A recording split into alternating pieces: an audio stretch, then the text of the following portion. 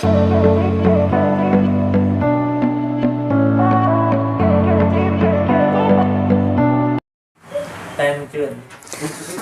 बच्चों, जब हम लोग न्यूक्लियर रिएक्शन की बात करते हैं तो बेसिकली हमारा मेन रीज़न ये रहता है कि हमारा जो इंटरेस्ट है वो एनर्जी उससे एक्सट्रैक्ट करना होता है। हम लोगों ने फिशन और फ्यूजन के बारे में 10th क्लास में पढ़ा था। फिशन मतलब क्या होता है, टूटना, और फ्यूजन मतलब क्या होता है, कंबाइन होना। तो जब हम लोग 10th क्लास में थे तो ये पढ़ते थे कि कई सारे ज्योग्राफी में भी पढ़ते थे, कई सारे न्यूक्लियर पावर प्लांट है जिससे हमें इलेक्ट्रिसिटी मिलती है। इंडिया में बहुत सारे हैं। उसमें क्या होता है, यूरेनियम को हम तोड़ते हैं तो ये फिशन का प्रोसेस होता है और उससे हमें एनर्जी मिलती है। और फ्यूजन में क्या होता है कि हाइड्रोजन हाइड्रोजन मिलके कंबाइन होता है, उसे कहते हैं फ्यूजन। तो अभी तक हम लोग ज़्यादातर जो एनर्जी लेते हैं, मतलब फ्यूजन प्रोसेस तो हम लोग प्रॉपरली अभी कैरी आउट नहीं करा पाए, क्योंकि ऐसी टेक्नोलॉजी अभी तक हमारे पास परफेक्टली नहीं आई है कि हम लंबे तौर तक फ्यूजन प्लांट चला पाएँ। अभी तक हम लोग न्यूक्लियर फिशन प्लांट यूज़ करते हैं, मतलब यूरेनियम को तोड़ते हैं और उससे हम लोग एनर्जी लेते हैं। अब होता क्या है बच्चे, फिशन में और फ्यूजन में दोनों ही चीज़ें थोड़ा थोड़ा जानने के लिए ज़रूरी हैं। और सबसे पहले हम लोग फिशन की बात करते हैं। कोई भी न्यूक्लियर रिएक्शन हो बच्चे, दोनों ही खतरनाक होते हैं, चाहे आप फ्यूजन ले लो चाहे फिशन ले लो। मतलब अगर मान लो, ये ध्यान रखना, कोई भी न्यूक्लियर रिएक्शन अगर अनकंट्रोल्ड हो जाए तो उससे न्यूक्लियर बम बन जाता है। तो हमको जब न्यूक्लियर रिएक्शन करना होता है तो उसको कंट्रोल करना पड़ता है। अब अगर हम बात करें न्यूक्लियर फिशन की, अगर हम बात करें न्यूक्लियर फिशन की, तो देखो बच्चे, फिशन जो प्रोसेस होता है उसमें एक बड़े न्यूक्लियस को हम लोग तोड़ते हैं, और जब तोड़ते हैं वो टूटता है तो उसमें एनर्जी रिलीज होती है। फिशन की हम बात करें, देखो बच्चे, जैसे कोई एक न्यूक्लियस टूटता है तो दो तरीके से टूट सकता है, एक नेचुरली और एक आर्टिफिशियली। बट हम यहाँ पर नेचुरली इंतजार नहीं करते कि टूटेगा, हम लोग क्या करते हैं, हम लोग यहाँ पर आर्टिफिशियली पूरे रिएक्शन को कैरी आउट कराते हैं, ताकि हमको पूरा कंट्रोल रहे कि भाई कितना स्प्लिट होगा, कितनी एनर्जी रिलीज होगी। अब होता क्या है कि हम लोग इसमें एक फिशनेबल मटेरियल यूज़ करते हैं, मतलब जैसे जो टूटे, मतलब टू स्प्लिट हो सके। तो मोस्टली अगर देखा जाए तो ये यूज़ होता है। इसके अलावा और भी हमारे पास न्यूक्लियर फ्यूल होता है। ऑल दो इंडिया के पास न्यूक्लियर फ्यूल इतना ज़्यादा नहीं है। इंडिया न्यूक्लियर फ्यूल कंट्रीज से इम्पोर्ट कराता है, और इंडिया को विदेशी कंट्रीज ईजिली न्यूक्लियर इम्पोर्ट करने नहीं देती है, क्योंकि वो सोचती है कि इंडिया पे अगर न्यूक्लियर फ्यूल आएगा तो इंडिया न्यूक्लियर इनरिचमेंट करके उसका न्यूक्लियर बम बना लेगा। बट फिलहाल अभी भी इंडिया के पास काफ़ी न्यूक्लियर फ्यूल आता रहता है।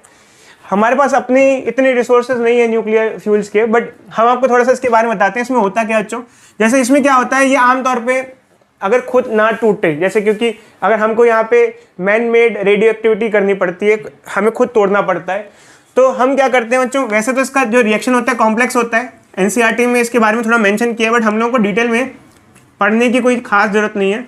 इसमें हम एक न्यूट्रॉन बम्बार्ड करते हैं इसको तोड़ने के लिए। जब हम इसको एक न्यूट्रॉन बम्बार्ड करते हैं तो फाइनल रिजल्टेंट में ये टूट जाता है, और साथ में 3 न्यूट्रॉन रिलीज होते हैं। अब हम इसको नाम देते हैं चेन रिएक्शन का। चेन रिएक्शन का क्यों? क्योंकि एक न्यूट्रॉन हमने बम्बार्ड किया, 3 निकले। अब वो 3 न्यूट्रॉन होंगे, क्या होंगे, वो 3 अलग अलग यूरेनियम से जाके टकराएंगे, और फिर से क्या होगा, वहां से 3 निकलेंगे। जय हो मूवी देखी थी ना बच्चों, ठीक वैसे ही इसे कहते हैं चेन रिएक्शन। चेन रिएक्शन, अब चेन रिएक्शन चालू हो जाता है बच्चों। बट एक्चुअल में क्या होता है कि हम लोग को ये जो चेन रिएक्शन है इसको मेंटेन करना पड़ता है। ये तो हमने स्टार्टिंग की जो बात की, ये तो न्यूक्लियर पावर प्लांट को स्टार्ट करने की बात की, स्टार्टिंग में ऐसा होता है। बट बाद में क्या होता है, जब न्यूट्रॉन की संख्या बहुत ज़्यादा हो जाती है, अगर इस तरीके से 3 टाइम्स वो मल्टीप्लाई होते जाए तो जो रिएक्शन होगा वो अनकंट्रोल्ड हो जाएगा। क्या हो जाएगा? अनकंट्रोल्ड। तो एक लिमिट बाद जब हम लोग मैक्सिमम कैपेसिटी पे पहुँच जाते हैं और हम सोचते हैं कि और रिएक्शन आगे ना बढ़े, तो हम क्या करते हैं, न्यूट्रॉन की संख्या को एक तरीके से कांस्टेंट रखने की कोशिश कर लेते हैं। हम जैसे मान लो लेट अस कंसीडर एग्जांपल लेते हैं, मतलब 1000 न्यूट्रॉन से, अब वो फिर टकराएंगे तो 3000 हो जाएंगे। बट हम चाहते नहीं कि वो बढ़े, क्योंकि अब अगर और बढ़ेगा तो अनकंट्रोल्ड रिएक्शन हो जाएगा, बढ़ता ही जाएगा, तो वो न्यूक्लियर बम बन के वो न्यूक्लियर पावर प्लांट ही पूरा क्या हो जाएगा, ब्लास्ट हो जाएगा, जैसे चेरनोबिल में हुआ था, यूक्रेन में हुआ था। तो इससे क्या होगा भैया, फिर तो पूरा शहर, पूरा का पूरा, मतलब बहुत बड़ा राज्य ही खत्म हो जाएगा लगभग। अब इसे कंट्रोल करने के लिए क्या करते हैं, जैसे मान लो 3000 न्यूट्रॉन अप्रॉक्सीमेटली निकले, तो हम बाकी 1000 को रिएक्शन के लिए रहने देंगे, और बाकी 2000 को क्या कर लेंगे, हटा देंगे, एब्जॉर्ब करवा देंगे। क्या कर देंगे? निकाल लेंगे। मतलब हम कोशिश करेंगे कि 3000 निकले तो 2000 को हटा दो, फिर 1000 आएगा। फिर 1000 से 3000 निकले, फिर 2000 को हटाएगा, तो एक्स्ट्रा न्यूट्रॉन्स को क्या करते हैं हम एब्जॉर्ब कर देते हैं। देखो अच्छे, जब हम लोग किसी भी एक न्यूक्लियर रिएक्टर की बात करते हैं तो जब स्टार्टिंग में हम देखते हैं तो स्टार्टिंग में जो मल्टीप्लिकेशन फैक्टर होता है वो बहुत ज़्यादा होता है, मतलब 1 न्यूट्रॉन से 3 न्यूट्रॉन मिल रहे हैं, 1 से 3 या 1 से 2.5, अप्रॉक्सीमेटली मल्टीप्लिकेशन फैक्टर 2.5 का माना जाता है। अब क्वेश्चन आपका हो सकता है कि सर आप तो कह रहे हो 3 न्यूट्रॉन मिलते हैं तो आप 2.5 क्यों कह रहे हो? क्योंकि कोई न्यूट्रॉन इधर उधर भाग जाते हैं, भटक जाते हैं। तो जैसे मान लो अगर 3 न्यूट्रॉन निकले तो अप्रॉक्सीमेटली अगर आधा भाग गया तो कितना मल्टीप्लिकेशन फैक्टर रहता है? 2.5। स्टार्टिंग में मल्टीप्लिकेशन फैक्टर 2.5 रहता है, मतलब 2.5 टाइम 2.5 टाइम्स मल्टीप्लाई होता जाता है, 1 से 2.5, 2.5 से 5, 5 ऐसे। बट बाद में क्या होता है, हमको इसको क्रिटिकल कंडीशन में लाना पड़ता है, मतलब कि अब हम चाहते हैं थोड़ी देर बाद मल्टीप्लिकेशन फैक्टर क्या हो जाए? 1 हो जाए। 1 मतलब कि 1000 था, 3000 हो गया, उसमें से 2000 को एब्जॉर्ब करा दो, फिर से क्या कर दो उसको 1000 कर दो, मतलब 1000 से 1000 मतलब कांस्टेंट रहे मतलब फैक्टर क्या हो जाए? 1 हो जाए। क्योंकि पावर प्लांट को जब आपको स्टार्ट करना है तब तो आप मल्टीप्लाई करोगे कि बड़े और बड़े और बड़े इंक्रीज करोगे, बट जब पावर प्लांट स्टार्ट हो चुका है उसके बाद आप उसको और चाहोगे और इंक्रीज ना हो, फिर वो फिक्स्ड हो जाए। क्योंकि अगर वो मल्टीप्लिकेशन फैक्टर अगर 1 से ज़्यादा रहा तो आपको पता है ब्लास्ट हो जाएगा। इसके लिए हम अलग अलग प्रोसेस से न्यूट्रॉन को, एक्स्ट्रा न्यूट्रॉन को क्या कर देते हैं? एब्जॉर्ब कर देते हैं। अभी हम बताएंगे कि उसके लिए क्या होता है, और थोड़ा ये भी बताएंगे कि क्या गड़बड़ चेरनोबिल में हो गई थी जिस वजह से ब्लास्ट हो गया वहाँ पर। तो थोड़ा सा बच्चों आपको आइडिया लग गया। क्रिटिकल कंडीशन पे आके फिर हम न्यूक्लियर रिएक्शन को बढ़ाते नहीं है, फिर क्या कर देते हैं उसको कांस्टेंट कर देते हैं, और मॉनिटरिंग करते रहते हैं 24 आवर कि वो और बढ़ तो नहीं रहा है, ना बढ़े ना घटे, क्योंकि घट जाएगा तो फिर से आपको एक और बढ़ाना पड़ेगा उसको। तो इस कंडीशन को हम मेंटेन करके रखते हैं। और 2.5 वाला कॉन्सेप्ट समझ में आ गया? 3 मिलते हैं, बट आधा न्यूट्रॉन अगर इधर उधर प्रोबेबिलिटी के हिसाब से चला जाए तो 2.5 मल्टीप्लिकेशन फैक्टर रहता है। ठीक है, अब जब हम न्यूक्लियर पावर प्लांट की बात करते हैं तो इसमें जो हीट रिलीज होती है उसको हम लोग, मैंने आपको बताया उससे हम लोग पानी गर्म करके स्टीम यूज़ करते हैं और पावर प्लांट को चलाते हैं। बाकी हम न्यूक्लियर पावर प्लांट को जब कंट्रोल करने की बात करते हैं, जैसे मैंने बताया कि एक्स्ट्रा न्यूट्रॉन है उसको हम क्या कर लेंगे? एब्जॉर्ब कर लेंगे। तो किस प्रकार करते हैं? तो 2-3 चीज़ें पूछी जाती है हमसे कंट्रोल लॉट्स और मॉडरेटर के बारे में, हम आपको बता देते हैं हम, ठीक है, क्या काम करते हैं। ये 2 चीज़ें एग्जामिनेशन में बहुत ज़्यादा पूछी जाती हैं कि मॉडरेटर किस काम आता है और कंट्रोल लॉट किस काम आती है। देखो मैंने आपको अच्छे बताया था कि हमको न्यूक्लियर रिएक्शन को कंट्रोल करना होता है।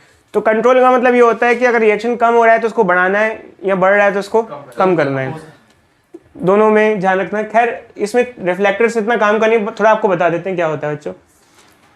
पहले तो आपको बता देते हैं मॉडरेटर किस काम आता है। होता क्या है, मैंने आपको बताया था कि एक न्यूट्रॉन जब यूरेनियम पे स्ट्राइक कराते हैं तो कितने न्यूट्रॉन निकलते हैं? 3। बट एक्चुअल में क्या है, देखो ये 3 न्यूट्रॉन निकलते तो हैं, बट जरूरी नहीं है ये 3 न्यूट्रॉन फिर से यूरेनियम न्यूक्लियस पे स्ट्राइक करें जाके, क्योंकि ये बहुत फास्ट मूविंग होते हैं। तो हम लोग इसको थोड़ा स्लो डाउन करते हैं। अब कैसे करते हैं देखो बच्चों, ये तो आप अभी नहीं सीखोगे, ये तो आप जब कॉलेज में जाओगे, कॉलेज के बाद अगर ऑर्गेनाइजेशन ज्वाइन करोगे तो वहीं आपको बताया जाएगा किस प्रकार होता है, क्योंकि प्रैक्टिकली। तो देखो बच्चे मॉडरेटर में क्या होता है, मॉडरेटर हैवी वाटर का बना होता है। हैवी वाटर मतलब D2O होता है, मतलब ड्यूटेरियम, हाइड्रोजन का वाटर होता है H2O, और ड्यूटेरियम का जो वाटर होता है वो D2O होता है। जब न्यूट्रॉन इसके थ्रू पास होते हुए जाते हैं उनकी स्पीड स्लो डाउन होती है और वो इजीली यूरेनियम से टकराते हैं ताकि रिएक्शन कैरी आउट हो सके। मतलब ये रिएक्शन में हेल्प करते हैं, ये न्यूट्रॉन रिएक्शन में क्या करते हैं? हेल्प करते हैं। ऐसा ना हो कि न्यूट्रॉन इधर उधर भाग जाए। और इसके लिए हम रिफ्लेक्टर्स भी यूज़ करते हैं, मतलब जो उसके आसपास का जो आउटर सरफेस है उस पर रिफ्लेक्टर यूज़ करते हैं ताकि अगर कोई न्यूट्रॉन जा रहा हो तो टकरा कर रिफ्लेक्ट होकर वापस आ जाए और रिएक्शन कैरी आउट कर सके। तो ये तो रिएक्शन को बढ़ाने के लिए हो गया। अब रिएक्शन को घटाने के लिए क्या होता है, हम कंट्रोल रॉड्स यूज़ करते हैं जो कि कैडमियम की होती है। जैसे ही कुछ लग रहा होता है कुछ गड़बड़ हो रही है तो उस रिएक्शन के बीच में कंट्रोल रॉड्स को डाल देते हैं। जो न्यूट्रॉन इधर उधर चल रहे होते हैं, कैडमियम की रॉड जैसे ही बीच में आ जाएगी, जैसे ये रॉड बीच में, या अभी इस चैम्बर में बहुत सारे न्यूट्रॉन घूम रहे हैं, जैसे ही यहाँ रॉड आ गई और कई सारी रॉड्स हमने यहाँ पे इंसर्ट कर दी, वैसे ही न्यूट्रॉन क्या हो जाएंगे? एब्जॉर्ब हो जाएंगे। और जैसे ही सारे न्यूट्रॉन एब्जॉर्ब हो गए उसी वक्त सारा का सारा रिएक्शन एकदम से क्या होने लग जाता है? बंद होने लग जाता है, क्योंकि इसमें ये न्यूट्रॉन को एब्जॉर्ब करती है। तो हमको कभी लगता है कि एकदम से कि भाई कांड होने वाला है तो हम उसको क्या करते हैं, एकदम से कंट्रोल रॉड को इंसर्ट कर देते हैं चैम्बर के बीच में, ताकि न्यूट्रॉन क्या हो जाए, एब्जॉर्ब हो जाए।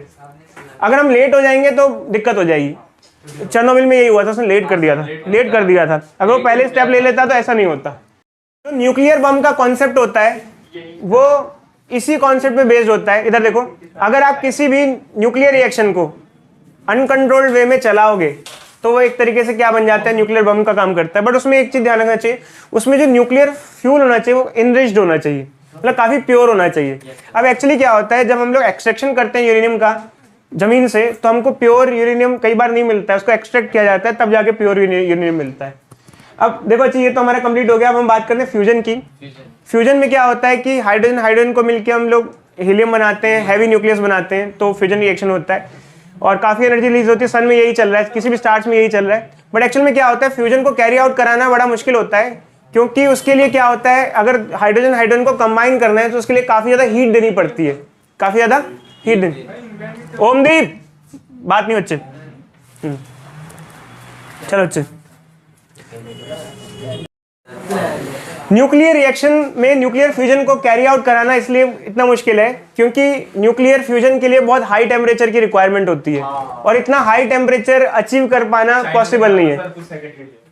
कुछ अप्रोक्सीमेटली 6000 केल्विन, 5000 केल्विन, 5800 केल्विन, इतना टेम्परेचर इजिली अचीव करना पॉसिबल नहीं। हमारे पास कोई ऐसा डिवाइस नहीं है जिसके थ्रू हम लोग इतना हाई टेम्परेचर अचीव कर सके। बट देखो एक्चुअली क्या है कि अभी वर्ल्ड की बहुत सारी कंट्रीज ट्राई कर रही हैं, कुछ इंडिविजुअली, जैसे चाइना और जर्मनी तो इंडिविजुअली ट्राई कर रहा है, बट यूरोपियन यूनियन और इंडिया मिलकर ट्राई करें ताकि फ्यूजन रिएक्टर बना सके। बाद में बच्चे क्या है, इधर देखो, बाद में क्या है, वो मिलके उसको न्यूक्लियर फ्यूजन प्लांट लगाएंगे। न्यूक्लियर फ्यूजन प्लांट का फायदा क्या है, फ्यूजन के अगेंस्ट फ्यूजन का फायदा क्या है? सर जैसे हाइड्रोजन हीलियम में बन रहा है तो वो रेडियो एक्टिव तो है नहीं, तो उसको डिस्पोज करने में प्रॉब्लम नहीं। देखो फिशन में क्या होता है कि यूरेनियम हम जब यूज करते हैं तो यूरेनियम जो होता है उसको हम यूज करने के बाद थ्रो नहीं कर सकते, क्योंकि कुछ सैंपल्स उसमें ऐसे रह जाते हैं जो रेडियो एक्टिव होते हैं, जिनसे हार्मफुल रेडिएशन निकलते हैं। मतलब अब आप कहोगे सर पूरा इस्तेमाल कर लो, ऐसा नहीं है, वो वीक हो जाता है तो हमारे किसी काम का नहीं होता है, रिएक्शन स्लो हो जाता है, तो हम उसको डिकम्पोज करने में बड़ी दिक्कत होती है, उसको पता नहीं कहाँ का समुद्र में गाड़ना पड़ता है, कहाँ का। जबकि न्यूक्लियर फ्यूजन में ऐसा कोई वेस्ट नहीं होता हमारे पास जो कि रेडियो एक्टिव हो, काफ़ी सेफ है। समझे बच्चों? बस ये है कि इतना हाई टेम्परेचर काफ़ी लंबे टाइम तक उसको अचीव करा पाए, ये बड़ी बात है। एक लॉन्ग टाइम तक इतना हाई टेम्परेचर अचीव कराना बहुत पॉसिबल नहीं है। अब कहते हैं कुछ कंट्री हैं जो हम कहते हैं कि हम आर्टिफिशियल सन बनाएंगे, मतलब सैटेलाइट पे न्यूक्लियर फ्यूजन रिएक्टर लगा करके अर्थ के आसपास घुमाएंगे। चाइना कैसे, हाँ देखो अच्छा करेंगे कैसे, देखो ये तो वक्त ही बताएगा, बट कर लेंगे। इतना मान लो आर्टिफिशियल सन जरूर बनेगा, मतलब ऐसा होगा कुछ कंट्री में रात को भी दिन जरूर देखने को मिलेगा।